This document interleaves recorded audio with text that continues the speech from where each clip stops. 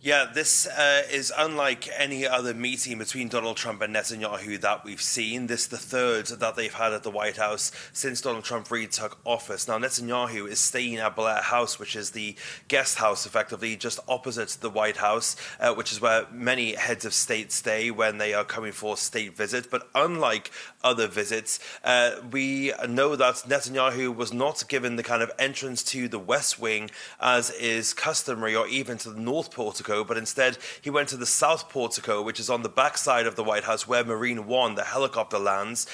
So he was driven along that avenue between the White House and the executive office building next to it, so that the press basically couldn't get eyes on Netanyahu. We haven't seen him yet. However, this dinner, that's the private dinner that Donald Trump is about to have with Netanyahu, we are being told now is likely to open up to the press. Now, the White House press pool is being allowed into a portion of this dinner as for what we call a pool spray. As of yet, that hasn't happened, but we know that Netanyahu arrived at the White House just after 6:35 local time. So he has already been in there for a significant chunk of time, but we're still waiting to see the two men together. Now, there were a lot of questions throughout the day as to why these two men were meeting like this and why there was so little press access to it. And the White House kind of dodged those questions during the day, but it now appears that they have relented somewhat, and now the press will be allowed into at least one part of this meeting. So we're hoping that we'll be able to get some questions to the two men as well as they have that dinner inside the residence part of the White House. Now, do you think that this hints at something of a rift potentially between Trump and Netanyahu?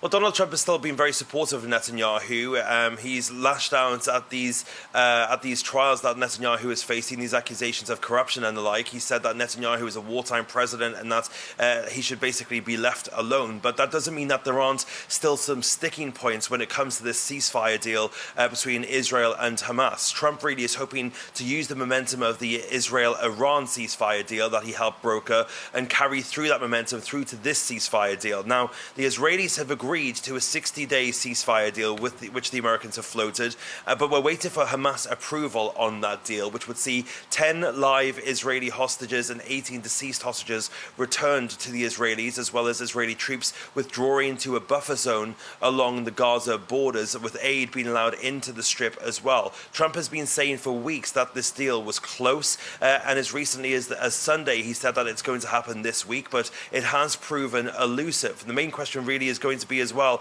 what happens next if this ceasefire deal is agreed to? Because it's widely expected that 60 days will be used to broker an end to the war between Israel and Hamas. But the administration today was shy to discuss the next step plans for Gaza, instead choosing to focus on this meeting between Netanyahu and Donald Trump. But of course, in the past, Donald Trump has said that the United States could potentially get involved in the redevelopment of Gaza. He said that he wanted to make Gaza the Riviera of the Middle East, of course, but there are still some gulfs, because Israel opposes Hamas having any role in a post-war governance of Gaza. It also rejects the Palestinian Authority also having any role, and Netanyahu wants Arab countries to control Gaza and provide security with local Palestinian representatives unaffiliated to both of those groups. Arab countries, however, oppose that plan, citing the need to include the PA and other Palestinians in Gaza's future,